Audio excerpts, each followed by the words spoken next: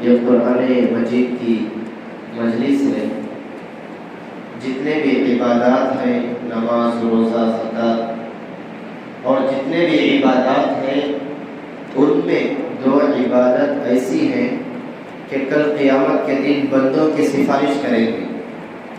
ان میں سے ایک قرآن مجید ہے اور دوسری عبادت روزہ ہے۔ یہ دو عبادتیں اللہ کے دربار میں بندوں کی سفارش کریں گے اور اللہ رب العزت ان کی سفارش قبول بھی فرمائیں گے۔ تو ہم کو چاہیے کہ قرآن مجید کی مجلسوں میں بیٹھیں، قرآن مجید کی تفسیر کو سمجھنے کی کوشش کریں۔ جو غیر مسلم اور اسی طرح سے دوسرے مذاہب کے جو ماننے والے ہیں، ان کی جو کتابیں ہیں وہ ہر حرف وہ سمجھتے ہیں۔ اگر میں یہ بات کہوں تو بیجا نہیں ہوگا کہ قرآن مجید کو ہم مسلمان نہیں پڑھتے، لیکن جو ہندو اور جو دوسرے مذاہب والے ہیں وہ قرآن مجید کو پڑھتے ہیں، قرآن مجید کے الفاظ کو سمجھتے ہیں، قرآن مجید میں کیا بیان کر رہا ہے اللہ رب العزت، ان ساری باتوں کو سمجھ کر میڈیا کے سامنے آ کر غلط مفہوم بیان کرتے ہیں کہ قرآن مجید میں مارنے کا حکم ہے، قرآن مجید میں انصاف نہیں ہے کہ اگر کوئی انتقال ہو گیا تو وراثت میں بیٹی کو ایک حصہ، بیٹے کو دو حصے۔ قرآن مجید کو پڑھتے ہیں، قرآن مجید کو سمجھتے ہیں، میڈیا کے سامنے، لوگوں کے سامنے آ کر اسلام کو بدنام کرنے کے لیے غلط سلط تشریح کرتے ہیں، لیکن ہم مسلمان قرآن مجید کو پڑھتے تک نہیں ہیں۔ یہ بہت افسوس کی بات ہے۔ اگر ہم پڑھیں گے اور سمجھیں گے تو لوگوں کو صحیح مفہوم سمجھا سکیں گے قرآن مجید میں اللہ رب العزت کیا بیان کر رہے ہیں۔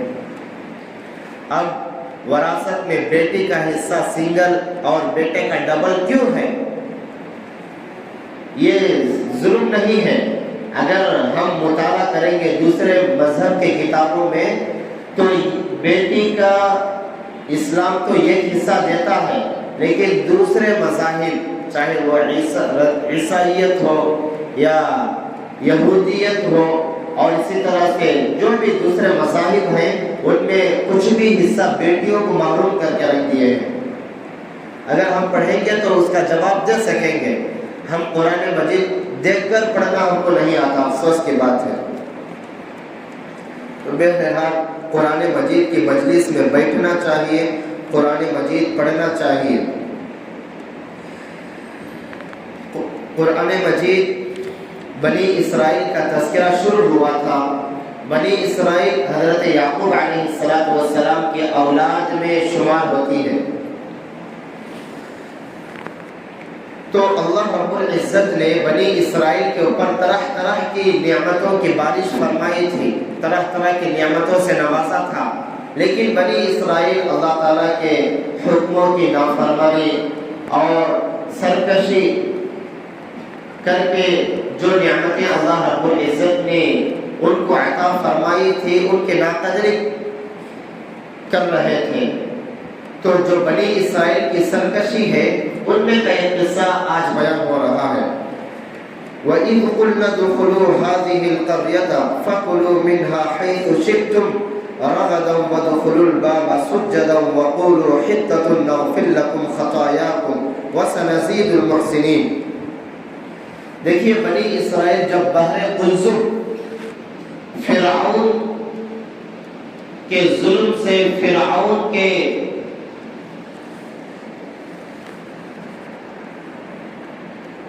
ظلم سے پار ہو کر بحر قلزم سے جب پار ہو گئے تو میدان تیہ میں جا کر ٹھہر گئے۔ میدان تیہ بے آب و جنگل، وہاں پر نہ پانی تھا نہ کھانا تھا، پچھلی آیتوں میں اس کا تذکرہ ہوا تھا۔ بنی اسرائیل حضرت موسیٰ علیہ السلام سے شکایت کیے کہ پانی کا کوئی انتظام نہیں ہے، تو اگر ایسی حالت رہی تو ہم مر جائیں گے۔ تو اللہ رب العزت نے حضرت موسیٰ علیہ السلام کو حکم دیا کہ پتھر پر اپنا عصا کو مارو۔ تو وہاں پر फव्वारे निकल गए, पानी के चश्मे उबल पड़े, तो बनी इसराइल पानी से शिकम सैर होने लगे। उसके बाद बनी इसराइल ने कहा कि सिर्फ पानी पीकर इंसान आदमी जिंदा नहीं रह सकता, खाने के लिए भी तो कोई चीज़ चाहिए। तो हज़रत मूसा अलैहिस्सलाम ने फिर अल्लाह ताला से दुआ की, तो अल्लाह रब्बुल इज़्ज़त ने आसमान से मन और सलवा को नाज़िल किया। मन किसे कहते हैं? एक मीठी चीज़, शबनम की तरह एक मीठी चीज़ होती है, वो रातों में ज़मीन पर उतरकर ठहर जाती थी, ज़मीन पर उतरकर लग जाती थी, और सुबह सुबह सलवा बटेर को कहते हैं, सुबह सुबह आसमान से बटेर उतरते थे, वो बनी इसराइल के पास आ जाते थे, आसानी से वो पकड़कर भूनकर मन और सलवा, ये दो चीज़ें बनी इसराइल मैदान तीह में बहर कुलजुम से पार होकर मैदान तीह में ये उनका खाना और पीना था। तो अल्लाह रब्बुल इज़्ज़त ने बनी इसराइल से कहा कि जितना खाना चाहते हो खाओ, लेकिन जमा करके मत रखो, कल के लिए परसों के लिए जमा करना मना है। तो बनी इसराइल इस बात को ना मानते हुए चंद दिनों के बाद कल के लिए जमा करना शुरू कर दिया। तो अल्लाह रब्बुल इज़्ज़त ने मन और सलवा को भी खींच लिया। वो आदमी अपने ऊपर, बनी इसराइल खुद अपने ऊपर जुल्म कर रखे हैं। तो दूसरी सरकशी यहाँ पर अल्लाह रब्बुल इज़्ज़त यहाँ बयान फरमा रहे हैं कि मैदान तीह में 40 साल तक बनी इसराइल थे। उसके बाद मैदान तीह से निकले हज़रत यूशा बिन नून अलैहिस्सलाम की नबुव्वत का दौर शुरू हो गया था, इसलिए कि हज़रत मूसा अलैहिस्सलाम की वफ़ात मैदान तीह में हो गई थी, ये कौल के मुताबिक। तो हज़रत यूशा बिन नून अलैहिस्सलाम के साथ बनी इसराइल मैदान तीह से निकले, तो अल्लाह रब्बुल इज़्ज़त ने उनको बैतुल मुक़द्दस में दाखिल होने का हुक्म फरमाया कि बैतुल मुक़द्दस में दाखिल हो। अब दाखिल होने के तरीक़ों को बयान किया कि जब दाखिल होते वक्त हित्ततुन ये कहते हुए दाखिल होना और आजिज़ी के साथ, इंकिसारी के साथ झुकते हुए दाखिल होना बैतुल मुक़द्दस में।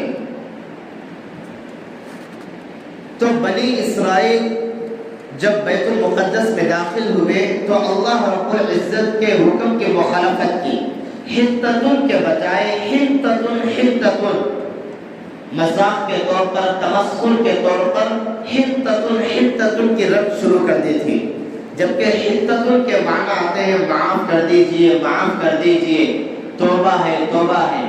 हित्ततुन के माना गेहूं के आते हैं, गेहूं। ये जानबूझकर अल्लाह रब्बुल इज़्ज़त की मुखालफत की बनी इसराइल ने, और इसी तरह से झुकते हुए बैतुल मुक़द्दस में दाखिल होना अल्लाह रब्बुल इज़्ज़त ने फरमाया। तो वो अकड़ते हुए, इतराते हुए, घमंड के तौर पर बैतुल मुक़द्दस में दाखिल हुए। तो अल्लाह रब्बुल इज़्ज़त ने आसमान से एक अज़ाब को नाज़िल किया, ताउन की बीमारी को आसमान से, आसमानी आफत को नाज़िल किया। उस बीमारी में 70,000 बनी इसराइल मारे गए, 70,000 बनी इसराइल मारे गए। ये कौल यहाँ पर क़रिया से मुराद बैतुल मुक़द्दस है। दूसरे मुफस्सिरीन ने दूसरे कौल को जिक्र किया है कि मैदान तीह में हज़रत मूसा अलैहिस्सलाम के साथ दूसरे बस्ती में जाने का हुक्म फरमाया।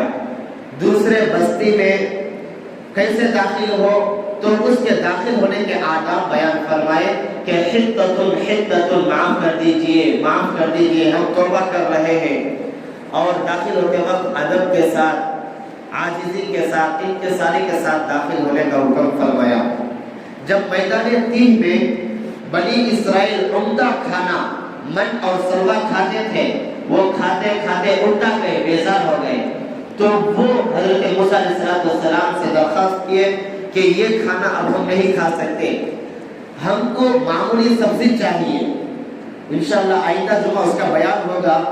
मामूली सब्जी चाहिए, और सब्जियों में प्याज है, लहसुन है, और इसी तरह से ये जो मामूली सब्जी है उनका मुतालबा बनी इसराइल किए। मैदान तीह से निकलकर दूसरे बस्ती में जाने के बाद تو اسی دوسرے بستی کا یہاں پر ذکر ہے یہ قول کے مطابق۔ وَإِذْ قُلْنَا ادْخُلُوا، اور جب ہم نے حکم دیا بنی اسرائیل کو ادخلوا هذه القرية، اس بستی میں داخل ہو جاؤ، بستی سے مراد یہ قول کے مطابق بیت المقدس ہے۔ فَكُلُوا مِنْهَا حَيْثُ شِئْتُمْ، اس میں داخل ہونے کے بعد جہاں سے چاہو تم کھاؤ اور پیو، جہاں سے چاہو رغبت سے کھاؤ اور پیو، بسے لے کر۔ رغدا وَادْخُلُوا الْبَابَ سُجَّدًا، اور دروازے سے سجدہ جھکے جھکے داخل ہونا، عاجزی اور انکساری کے ساتھ جھکے جھکے داخل ہونا۔ وَقُولُوا حِطَّةٌ، اور کہنا حِطَّةٌ حِطَّةٌ، معاف کر دیجئے معاف کر دیجئے۔ نَغْفِرْ لَكُمْ، اللہ رب العزت فرما رہے ہیں کہ ہم تم کو معاف فرما دیں گے، تمہارے خطاؤں کو درگزر کر دیں گے۔ خطاياكم وسنزيد المحسنين، اور جو بنی اسرائیل میں نیک لوگ تھے ان کے تعلق سے فرما رہے ہیں کہ ان کی نیکی کا اجر اور بھی بڑھا کر انشاءاللہ قریب ہم دیں گے۔ تو اس کے بعد وہ جو مخالفت کیے ہیں اس کا ذکر ہے۔ فَبَدَّلَ الَّذِينَ ظَلَمُوا، سو ان ظالموں نے بدل ڈالا، قولا، ایک ایسا کلمہ، غیر الذی قیل لهم، جس کا ان کو حکم کیا تھا اس کے علاوہ، یعنی اللہ رب العزت نے کہا حِطَّةٌ حِطَّةٌ کہہ کر داخل ہونا، لیکن وہ حِطَّةٌ حِطَّةٌ کہہ کر داخل ہوئے، اسی کو ذکر کر رہے ہیں۔ فَأَنزَلْنَا عَلَى الَّذِينَ ظَلَمُوا، تو ہم نے ان ظالموں کے اوپر رِجْزًا مِنَ السَّمَاء، سما آسمان کو کہتے ہیں، رِجْزًا آفت کو کہتے ہیں، آسمانی آفت کو نازل کیا، طاعون کو، جیسا کرونا وائرس ہمارے یہاں پر آیا تھا اس طرح کے اور بھی مہلک وبا، طاعون۔ رِجْزًا مِنَ السَّمَاء، آسمان سے آسمانی آفت کو ان ظالموں کے اوپر ہم نے نازل کیا، بما کانوا یفسقون، اس سبب سے کہ وہ حکم عدولی کرنے والے ہیں، حکم کو ماننے والے نہیں ہیں۔ تو یہاں تک ترجمہ اور مطلب ہوا۔ دیکھیے اس سے ہم کو یہ سبق ملتا ہے کہ جب بھی کوئی خوشی کا موقع ہو، جب بھی ہم کسی ملک کو فتح کر لیے، ہمارے دشمن ہیں، ہم ان کے اوپر فتح کر لیے، ہم جیت گئے، تو گھمنڈ نہیں کرنا چاہیے، نہیں اترانا چاہیے، عاجزی کے ساتھ، تواضع کے ساتھ ان کے ساتھ برتاؤ کرنا چاہیے۔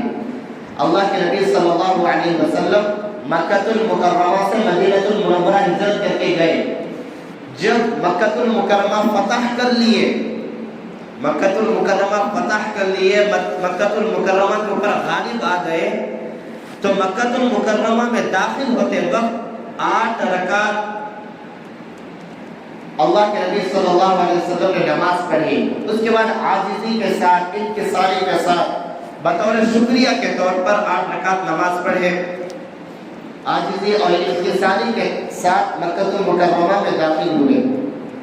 اور اسی طرح سے حضرت سعد بن ابی وقاص رضی اللہ عنہ جب ایران فتح کر لیے اور کسرا کے شاہی محلات کے اوپر فاتحانہ قبضہ پا لیے، تو حضرت سعد بن ابی وقاص رضی اللہ عنہ نے بھی نبی پاک صلی اللہ علیہ وسلم کی سنت کو زندہ کرتے ہوئے ایران میں 8 رکعت نماز شکر کے طور پر 8 رکعت نماز پڑھے، اس کے بعد عاجزی کے ساتھ، انکساری کے ساتھ داخل ہوئے۔ تو اللہ رب العزت یہ ذکر کر کر بنی اسرائیل کو یہ بتلانا چاہتے ہیں نبی پاک صلی اللہ علیہ وسلم کے دور کے، کہ تمہارے باپ اور دادا کے ساتھ ہم نے اس طرح کے انعامات کی بارش کی، اس طرح احسانات کیے، لیکن اب تم نبی پاک صلی اللہ علیہ وسلم کے اوپر ایمان نہیں لا رہے ہو، ایمان لے کر آؤ اور نبی پاک صلی اللہ علیہ وسلم کی پیروی کرو، اللہ تعالیٰ کی پیروی کرو۔ یہ سبق بنی اسرائیل کو اللہ رب العزت دینا چاہتے ہیں۔ اللہ تعالیٰ سے دعا ہے کہ اللہ تعالیٰ ہم سب کو کہیں بھی تمام باتوں پر عمل کرنے کی توفیق عطا فرمائے، قرآن کریم کے مطابق اپنی زندگیوں کو بسر کرنے کی توفیق عطا فرمائے، قرآن کریم کی مجلسوں کو آباد کرنے کی اللہ تعالیٰ توفیق عطا فرمائے، قرآن مجید روزانہ کچھ نہ کچھ حصہ پڑھنے کے اللہ توفیق عطا فرمائے، جن حضرات کو قرآن مجید پڑھنا نہیں آتا، جن کی عمریں زیادہ ہو گئی ہیں، ان کے لیے بھی فجر کے بعد متصل پڑھانے کا انتظام کیا گیا ہے، آ کر پڑھ سکتے ہیں۔ ماشاءاللہ ساتھی آ رہے ہیں، پابندی کیے تو گزشتہ رمضان میں شروع کیے تو اس رمضان میں تجوید کے ساتھ قرآن مجید شروع کر لیے ہیں الحمدللہ۔ وہ پابندی اور لگن اور شوق کے ساتھ پڑھ رہے ہیں۔ انشاءاللہ ایک وقت آئے گا قرآن مجید مکمل ختم کر دیا جائے گا، جبکہ پہلے قرآن مجید عربی میں پڑھنا نہیں آتا تھا، محنت کرنے سے سب کچھ آ جاتا ہے۔ اس پڑھائی کے لیے کوئی عمر محدود نہیں ہے۔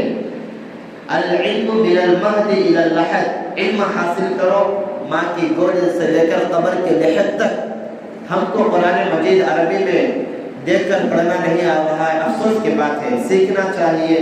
اگر کوئی بندہ قرآن مجید سیکھنے کی نیت سے مکتب میں داخلہ لیا اور نیت یہ تھی کہ وہ حافظ قرآن بنے گا، یہ عمر کی کوئی قید نہیں ہے، 40 سال 50 سال کے لوگ بھی اگر کوشش کریں تو حافظ قرآن بن جائیں گے، اور درمیان میں وفات ہو گئی، 60 سال کی عمر آئی، ناظرہ قرآن مکمل ہوا، اس کے بعد وفات پا گئے، جبکہ ان کی نیت کیا تھی حافظ قرآن بننے کی، تو مرنے کے بعد فرشتے پڑھائیں گے، فرشتے ان کے استاذ بنیں گے، اور کل قیامت کے لیے ان کا شمار حافظ قرآن کے ساتھ ہوگا۔ اس لیے یہ قرآن کریم پڑھنے کے، قرآن کریم سمجھنے کے، قرآن کریم کے مجلسوں کو آباد کرنے کے بہت سارے فضائل ہیں، ان کو ہم سب سمجھنا چاہیے اور قرآن کریم پڑھنا چاہیے۔ پہلے زمانے میں مشکل تھا قرآن مجید ایک آیت پڑھنے کے لیے، قرآن مجید کو سمجھنے کے لیے کئی کلومیٹر سفر کرنا پڑتا تھا، لیکن آج پڑھانے والے تیار بیٹھے ہوئے ہیں، لیکن ہم 24 گھنٹے میں سے آدھا گھنٹہ یا پاؤں گھنٹہ نکالنے کے لیے ہمارے پاس وقت نہیں ہے۔ دنیا کے بہت سارے کام کرنے کے لیے ہمارے پاس وقت ہے، لیکن قرآن کریم پڑھنے کے لیے وقت نہیں ہے۔